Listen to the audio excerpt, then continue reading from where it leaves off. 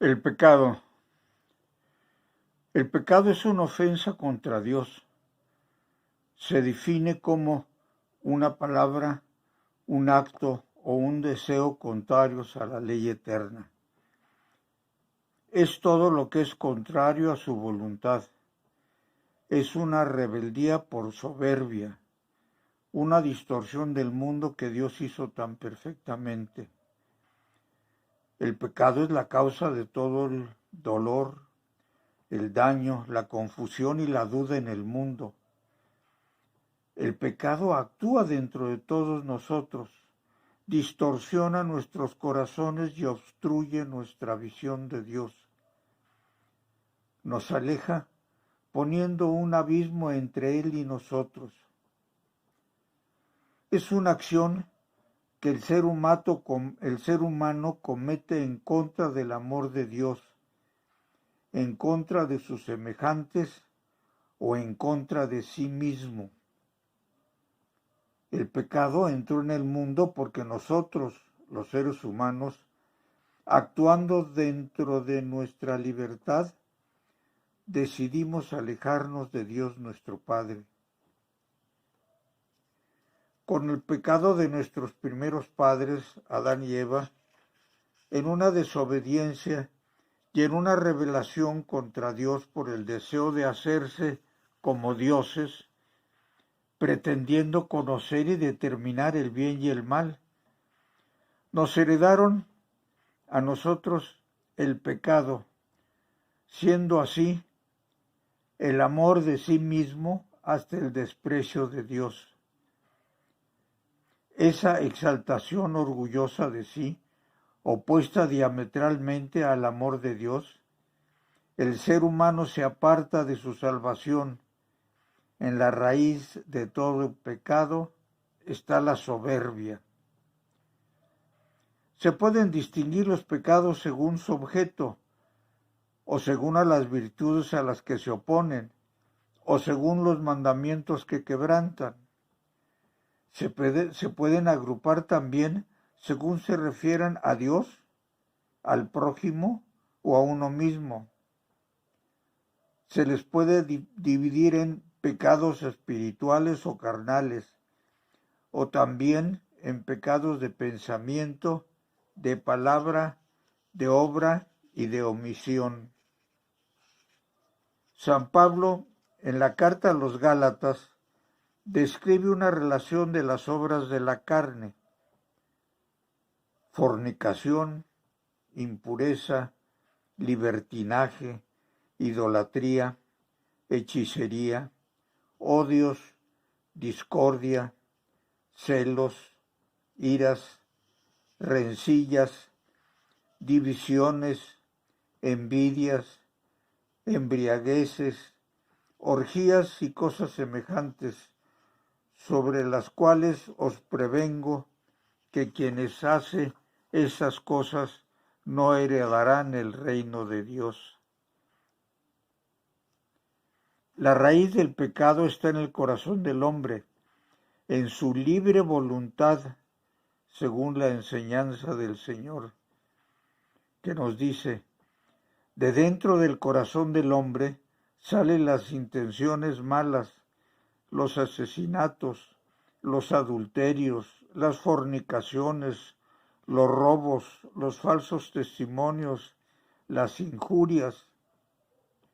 Esto es lo que hace impuro al hombre. Necesitamos saber que el pecado es contra Dios. Aunque también ofendemos a los demás, no pecamos contra ellos, pecamos contra Dios. Una cosa es el pecado y otra las consecuencias del mismo. El pecado es directamente contra Dios y Dios es el que perdona a través de los ministros a los que les dio ese poder. Les dijo a los apóstoles: recibid el Espíritu Santo, a quienes les perdonéis los pecados les serán perdonados, a quienes se los retuviereis les serán retenidos. Así nos los dice el apóstol San Juan. Para valorar los pecados según su gravedad, la tradición de la Iglesia los divide según entre pecado mortal y pecado venial. El pecado mortal destruye la caridad en el corazón del hombre por una infracción grave a la ley de Dios. Aparta al ser humano de Dios, que es su fin último y su bienaventuranza, prefiriendo un bien inferior. El pecado venial deja subsistir la caridad, aunque la ofende y la hiere. Para que el pecado sea mortal, se requieren 3 condiciones. Primero, que tenga como objeto una materia grave y que además sea cometido con pleno conocimiento y a su vez que sea con deliberado consentimiento. La materia grave es precisada por los 10 mandamientos. Presupone el conocimiento del carácter pecaminoso del acto conforme a su realidad de oposición a la ley de Dios. La ignorancia culpable y el endurecimiento del corazón no solo no disminuyen, sino incrementan el carácter voluntario del pecado. El pecado mortal conduce a la pérdida de la caridad y la privación de la gracia, es decir, del estado de gracia, de la unión con Dios. Cuando la voluntad se dirige a una cosa de suyo contraria a la caridad por la que estamos ordenados al fin último, el pecado por su objeto mismo tiene causa para ser mortal, sea contra el amor de Dios, como la blasfemia, el perjurio, o contra el amor al prójimo, como el homicidio, el adulterio, el robo, etc. Cuando la voluntad del pecador se dirige a una cosa que contiene en sí un desorden, pero que no es contraria al amor de Dios, se comete un pecado venial, cuando es en materia leve, según la medida prescrita por la ley moral, o cuando se desobedece a la ley moral en materia grave, pero sin tener pleno conocimiento o no teniendo pleno consentimiento. El pecado venial deliberado y que permanece sin arrepentimiento nos dispone poco a poco a cometer el pecado mortal, pero no priva de la gracia santificante ni de la amistad con Dios. Hay pecados que revisten una gravedad especial de acuerdo a algunas determinadas circunstancias que se califican como sacrilegio y que pueden ser castigados inclusive con la excomunión. Por ejemplo, cuando hay una profanación de los vasos sagrados en los que se consagra, o cuando se ataca físicamente a una persona consagrada a Dios. Hay casos cuando se profanan las hostias consagradas, ya sea por odio o con violencia, o a las imágenes y a los templos consagrados en donde se ofrecen ceremonias litúrgicas.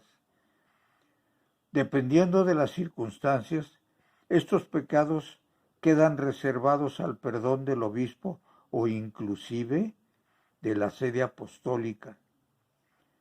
Solo en casos de peligro inminente de muerte pueden ser perdonados por un sacerdote.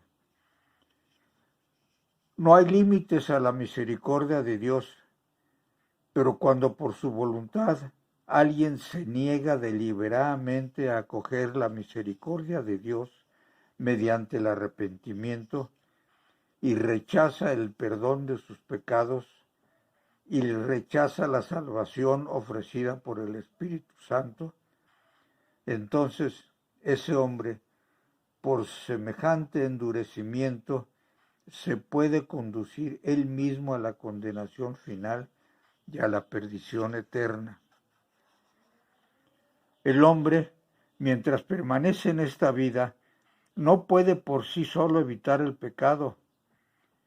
El apóstol San Juan nos comenta: si decimos que no tenemos pecado, nos engañamos y la verdad no está en nosotros. Si reconocemos nuestro pecado, fiel y justo es el Señor para perdonarnos los pecados y purificarnos de toda inmundicia. Todos somos pecadores, pero si es grave pecar, también lo es no reaccionar y quedarse en la situación de pecado. Hay que tratar lo antes posible de levantarse y poner los medios para salir de esa situación. Malo es caer, pero peor es no levantarse. San Agustín nos recuerda: Dios que te ha creado sin ti, no te salvará sin ti. Como afirma San Pablo, donde abundó el pecado, sobreabundó la gracia. Pero para hacer su obra, la gracia debe descubrir el pecado para convertir nuestro corazón y conferirnos la justicia para la vida eterna por Jesucristo nuestro Señor. Dios, mediante su palabra y su espíritu, proyecta una luz viva sobre el pecado y el pecador. Llega a ser al mismo tiempo el nuevo comienzo de la dávida de la gracia y del amor. Sin embargo, nuestro Padre Dios, en su misericordia infinita, porque Él nos ama infinitamente, nos ha dejado un camino, el sacramento de la penitencia, pero exige de nosotros la contrición sincera y la confesión de nuestras faltas para poder recuperar la amistad con Él. La confesión, para que sea válida, tiene que ser personal, auricular y directa con el sacerdote. No es válida hacerla por escrito o por teléfono o encargada por una tercera persona. Tampoco son válidas las confesiones generales en grupo, salvo de peligro inminente de muerte y con la contrición de los pecados y con el propósito de confesarse personalmente cuando pase el peligro. Las cosas humanas, lo único que merecen ser tenido por bueno, en el pleno sentido de la palabra, es la virtud. Y a la inversa, nada hay que reputar por malo como tal, es decir, intrínsecamente más que el pecado. Es lo único que nos separa de Dios, que es un bien supremo y que nos une al demonio, que es el mal por autonomacia. Dice el apóstol Santiago: quien convierte a un pecador, cubrirá la muchedumbre de sus pecados. Gracias. Nos vemos la semana que entra.